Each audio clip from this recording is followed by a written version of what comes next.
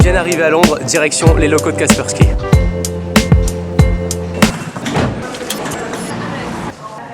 On est là tout d'abord pour découvrir un peu toutes les solutions aujourd'hui qu'ils proposent, la façon dont ils bossent, mais surtout, et le plus fun, c'est qu'ils sont en partenariat avec Ferrari. Ils ont maintenant leur propre écurie, du coup cet après-midi, on foncera tester les simulateurs de Formule 1.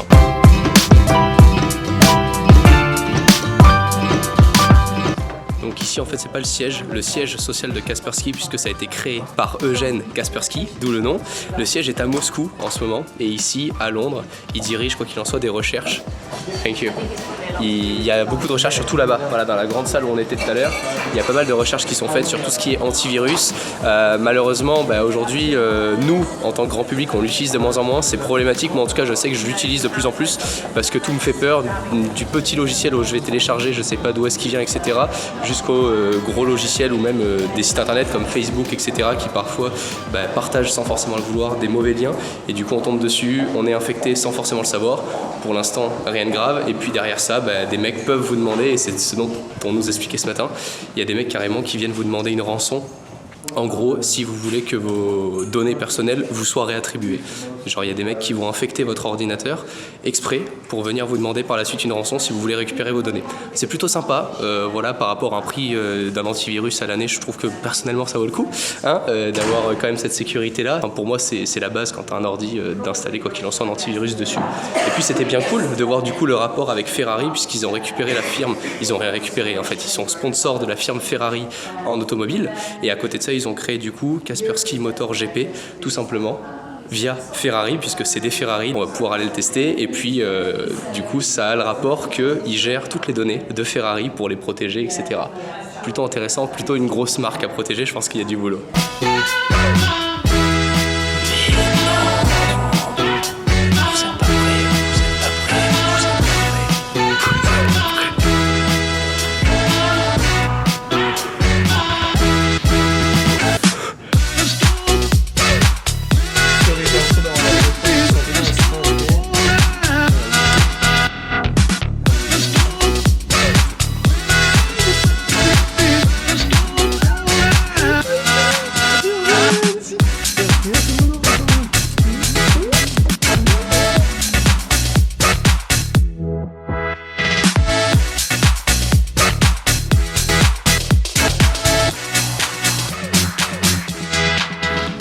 Allez, viens mon petit gars. C'est énorme. T'as vu ou pas?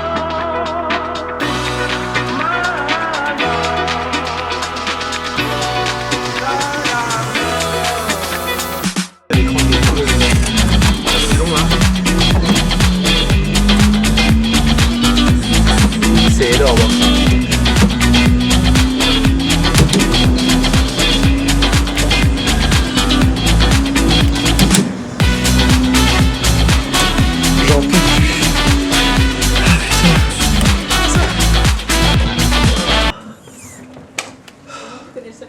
You tired, mate? Very hard this one. Fatigué. Yes, très fatigué. Très fatigué. Yes, il me fatigue. Il me fatiguous. Voilà. La version la plus sexy de sortir d'une voiture. Impressionnant, un peu compliqué quand on n'est pas pilote. C'est la pression en fait que tu as vraiment avec le volant. On a vraiment une force dans les mains, enfin je veux dire, on ressent le poids de la voiture et donc à maîtriser ça prend plusieurs tours. J'avoue que dès la première course on n'arrive pas forcément à bien gérer. Ouais, à se rendre compte, notamment moi, mais non, pour le coup je suis pas allé très vite, c'est l'astuce. Tu vas pas très vite comme ça, voilà. Tu es sûr de pas trop sortir et de pas trop te prendre l'affiche. Mais je pense que voilà, juste ce qui manque c'est le fait que ça soit monté sur vérin et qu'on puisse vraiment avoir la sensation quand tu passes les vitesses d'être projeté en arrière. Mais là je pense que c'est vraiment pour simuler les trajectoires. Je me demandais, tu vois, le fait est que la voiture est vraiment bien retransmise de la taille réelle à la taille virtuelle et on a vraiment les mêmes trajectoires quand on a l'impression de passer si on était vraiment au volant de la quand voiture. tu passes sur la ligne rouge, t'as vraiment, si tu regardes la voiture là réelle, du coup t'as vraiment l'impression que la route droite est vraiment sur la ligne rouge. C'est hyper bien calibré quoi.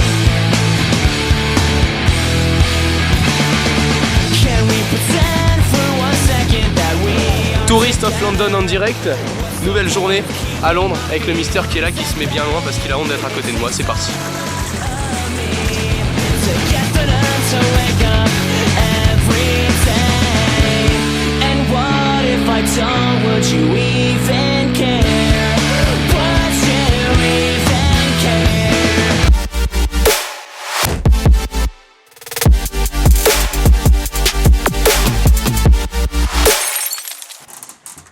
Donc là on atterrit à la salle de montage, ça qui est ici, et juste avant il y a la salle de contrôle. Et on a fait le petit, enfin il y avait le petit studio juste avant, la salle de montage qui est ici. C'est vachement bien disposé, enfin il y a énormément de place, c'est juste dingue. Ouais. Paris, on est déjà gâté, forcément il y a moins de demandes aussi, mais là à Londres, je pense que pour tourner t'as du coup vachement plus le choix. Il y a 2 grandes salles qui sont juste en bas.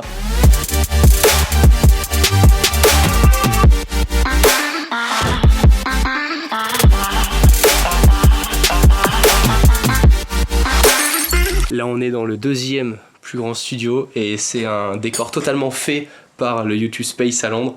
Bon, bonjour, t'es réceptionniste, c'est ça? Vous voulez une chambre? C'est juste génial.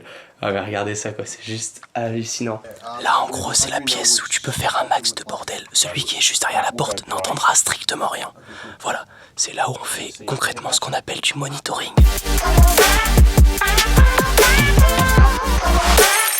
On est au cœur de l'histoire. Regardez.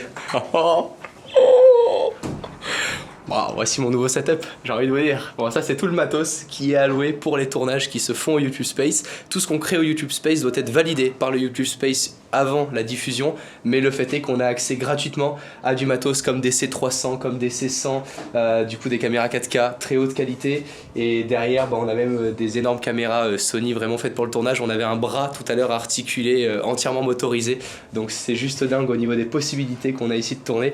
Voilà, j'ai envie de vous dire que déjà quand j'ai pu m'acheter un trépied comme celui-ci, Manfrotto c'est sympa, voilà t'en as une petite dizaine, voilà pour une petite équipe, là c'est juste... C'est juste dingue, je trouve qu'en aussi peu de temps, le métier de youtubeur se soit à ce point-là démocratisé pour que des équipes aussi grosses du coup fassent confiance à des jeunes créateurs et puissent en plus de ça nous permettre de réaliser. Enfin, c'est super plaisant de voir une telle structure, j'ai envie de te dire quand même. Rendez-vous, mais normalement t'as des canapés, des trucs comme ça. D'accord. Avec station de maquillage et de coiffeur et une salle de douche. Pour les gens une vraie loge en voyage. Okay.